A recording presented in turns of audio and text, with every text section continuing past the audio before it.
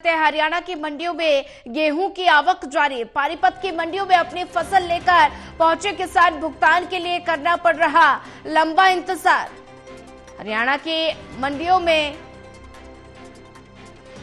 गेहूं की आवक जारी है। पानीपत की मंडियों में अपनी फसल लेकर किसान लगातार पहुंच रहे हैं। ज्यादा जानकारी साझा करने के लिए हमारे साथ लगातार एसोसिएट एडिटर देवेंद्र कथुरिया बने हुए हैं। देवेंद्र, हरियाणा की मंडियों में गेहूं की आवक जारी है और पानीपत की मंडियों में अपनी फसल लेकर किसान लगातार पहुंच रहे हैं। भुगतान के लिए किसानों को लंबे इंतजार का सामना करना पड़ रहा है।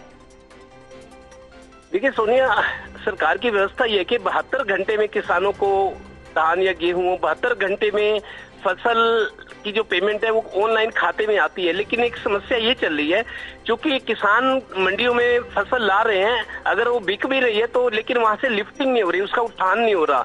दरअसल मंडी गेहूं से अटी पड़ी है।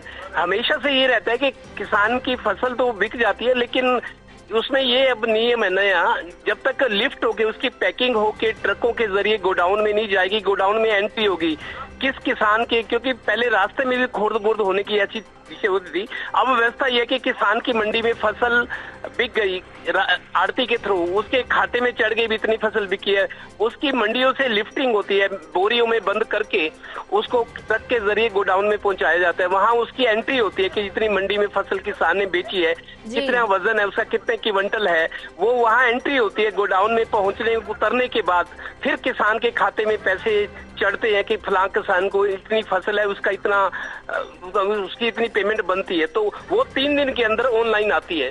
3 दिन की बात होती है, लेकिन 3 दिन में कभी हो नहीं पाता। दरअसल लिफ्टिंग ना होने से, क्योंकि जब तक गोडाउन में फसल नहीं पहुंचेगी किसान को पेमेंट नहीं मिलती, तो लिफ्टिंग में हमेशा से देरी रहती है। इस बार भी यह पानीपत के तमाम मंडियों में ये होता है कि उठान की समस्या हमेशा से रहती है। बोरियों में पैकिंग होगी, ट्रांसपोर्टेशन से गोडाउन में जाएगी, उसके बाद गोडाउन में रिसिप्ट के बाद किसान के खाते में रकम चढ़ती है और फिर ऑनलाइन पेमेंट होती है 3 दिन के अंदर 72 घंटे में। जी देवेंद्र कथुरिया, ज्यादा जानकारी साझा करने के लिए आपका धन्यवाद।